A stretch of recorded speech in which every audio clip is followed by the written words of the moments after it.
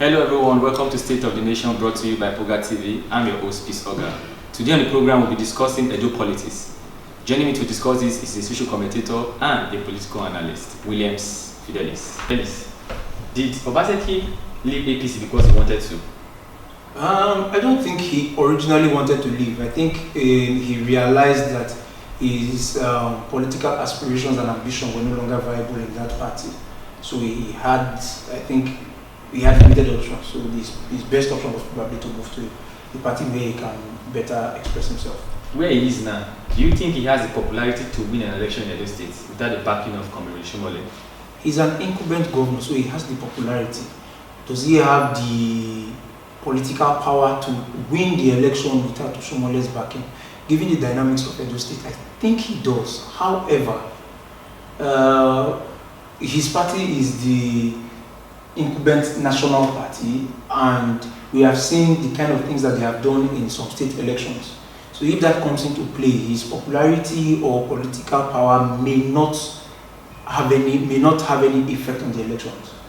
So if that's what you're asking, I don't know. We will live to see how it plays out. But on his own, the way they are set up now, does he have the popularity and the backing? Yes, he can win an election, but you can never truly tell who will win until the election happens. Yeah, but Comrade Shomole is presumed as the kingpin of Edo politics and is no longer backing Governor Obaseki. And this is the person that brought this same person to government in 2016. Should you not be worried? Like you said, is presumed to be the kingpin.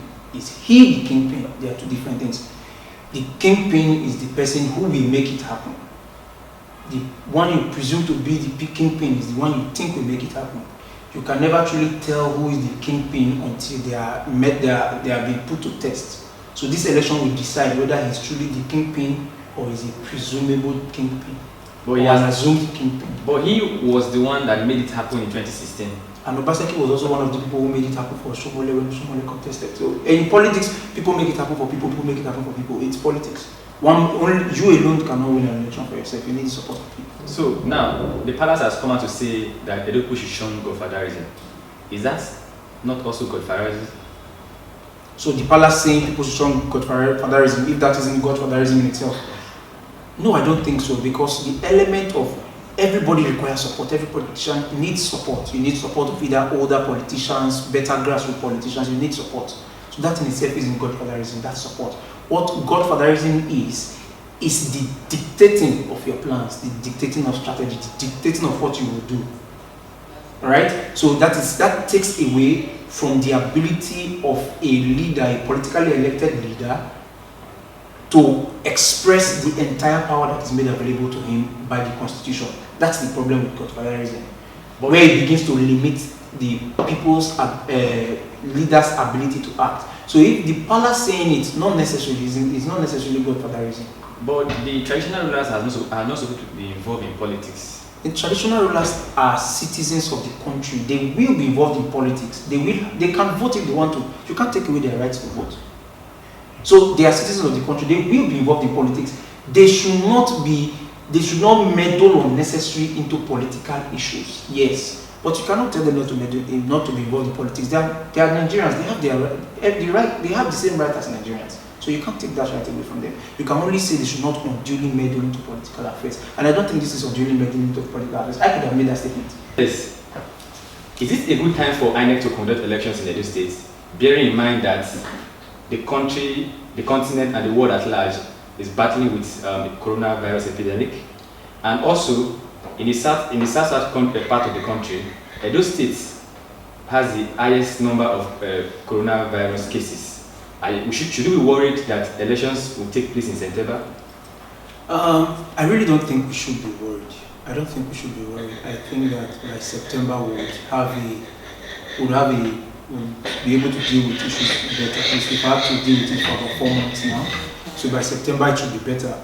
Also, I don't think we have much of a choice. The Constitution stipulates the time frame for which elections must happen, and there's a stipulated time for which this government must hand over to the next government.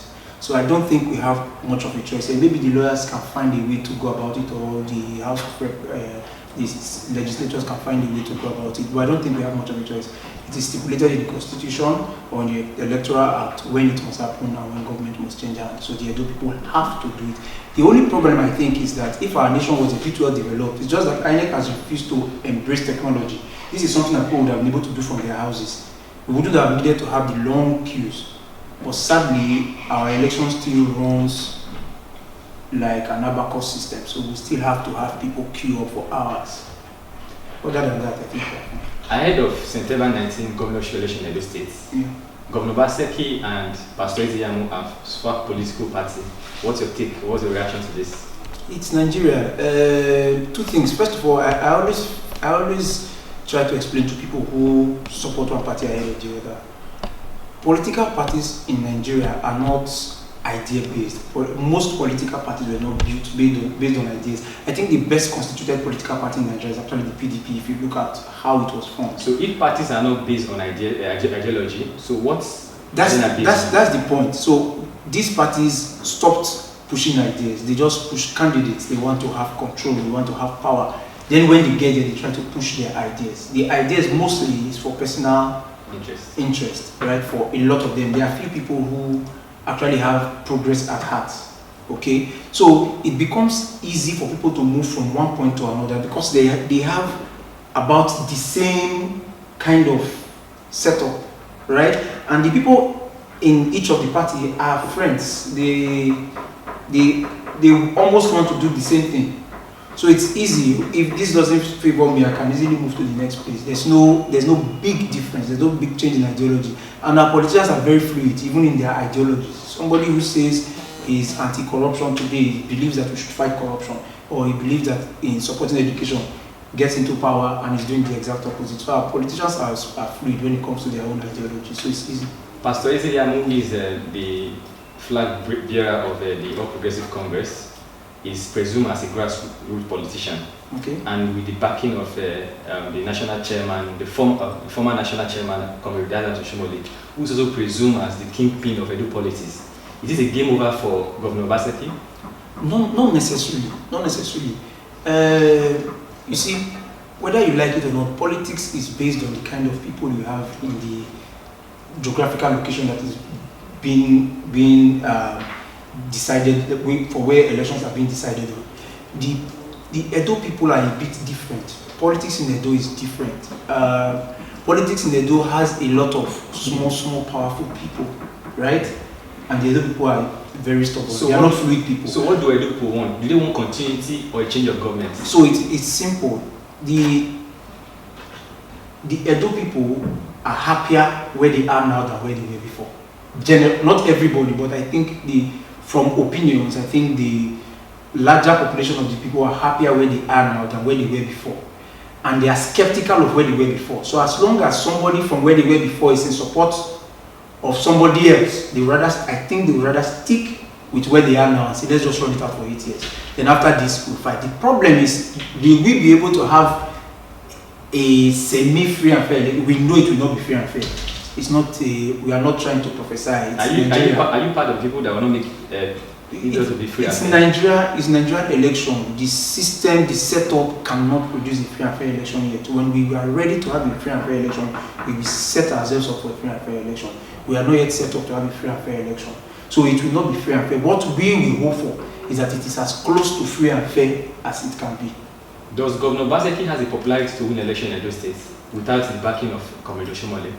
He's the incumbent governor. Yes, he has the popularity. He has the popularity. Does he have the political strength to do it? I think he does, but it also depends on how much the opposition can bring. So should Pastor Ezeyamu be worried about the comment from the palace that they should shun godfatherism? Everybody has been singing shun godfatherism. Madam Oshomole came to be a governor in Edo State by singing that we should shun godfatherism. Do they actually shun godfatherism? That's the second point. In Edo, I think it worked for a while when we had a lot of godfathers in one. Now politics of Edo is a bit more diversified. A lot of small groups have tasted power there, so it's a bit more complicated than before. But it is still possible to have godfatherism continue. Did Obaseki left APC because he wanted to leave APC? Did Obaseki leave APC because he wanted to leave APC? I don't think he wanted to leave. No incumbent governor wants to change political party this close to an election. So what do you think happened? He realized that his political aspirations were no longer viable in that party. So what's your reaction to somebody who was a governor for on the platform of All Progressive Congress, who presented the same certificate, and 4 years after, we are not told that the same certificate he presented the other time are defective? What's your reaction to this? Two things. Logically, is it possible? Logically, I would say yes. It's possible we missed something the last time, and then we got it right now, especially since we have had a lot of certificate scandal, right? Especially given what happened in Bayelsa. However, I don't think so. It's Nigerian politics. We throw a lot of,